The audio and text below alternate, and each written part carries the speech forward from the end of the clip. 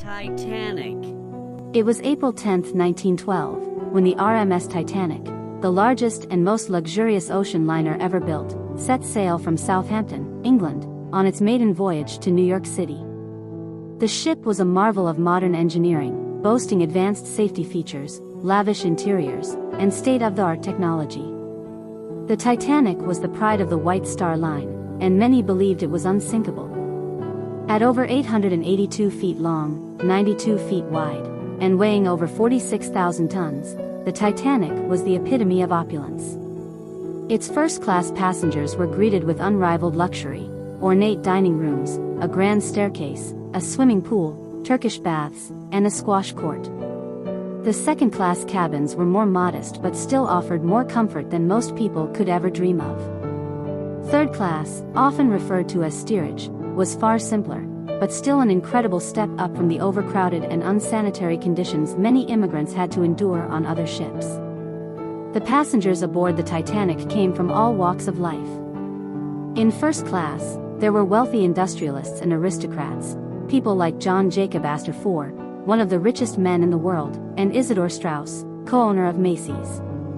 In third class, there were hopeful immigrants from Europe, such as the young couple, the Dantini family, dreaming of a new life in America.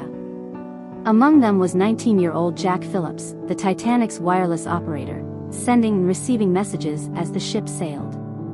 The Titanic was so confident in its design and safety measures that it carried only enough lifeboats for about half of its passengers, believing that the ship's size and unsinkable nature made such precautions unnecessary. The night of April 14th was clear and calm, a serene evening on the Atlantic. But beneath the surface of the tranquil waters, an immense danger lurked, an iceberg. At around 11:40 p.m., the Titanic struck the iceberg on the starboard side. The collision was so subtle that many passengers didn't immediately realize the magnitude of what had happened. But below deck, the damage was catastrophic. The iceberg had torn a gash in the ship's hull, flooding several compartments. The Titanic's design allowed for 4 compartments to flood before it would sink, but the iceberg had breached 5. The ship was doomed. As the gravity of the situation became clear, chaos began to spread throughout the ship. The crew rushed to fill the lifeboats, but there was confusion and panic. Many passengers, especially those in first class, were reluctant to board lifeboats at first, unwilling to believe that the great Titanic could be in real danger.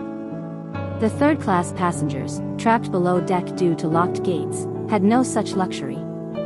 Some were able to make their way to the decks, but for many, it was too late. In the midst of the chaos, stories of heroism and sacrifice emerged. The ship's captain, Edward J. Smith, remained calm and collected, doing everything he could to direct the evacuation and ensure that as many lives as possible were saved. Isidor Straus, the co-owner of Macy's, and his wife, Ida, faced a heartbreaking decision. Ida refused to board a lifeboat without her husband, and the two were last seen sitting together on the deck, holding hands, awaiting their fate. One of the most famous stories is that of the Unsinkable Molly Brown, a socialite from Denver who was traveling in first class. Once aboard a lifeboat, she urged the crew to return to the sinking ship and save more passengers. Her persistence, though unsuccessful in returning to the ship, helped save several lives. As the Titanic's bow began to sink lower into the cold, icy waters of the North Atlantic, the ship's orchestra played on, seemingly as a last act of defiance against the inevitable. Their music, heard by passengers in the last moments, was said to be a calming force during the terror and panic.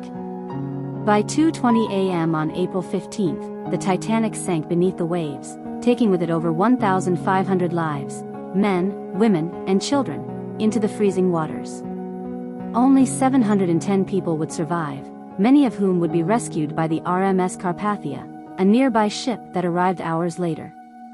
Among the survivors were men like Charles Lightoller, the Titanic's second officer, who had bravely worked to help women and children into lifeboats.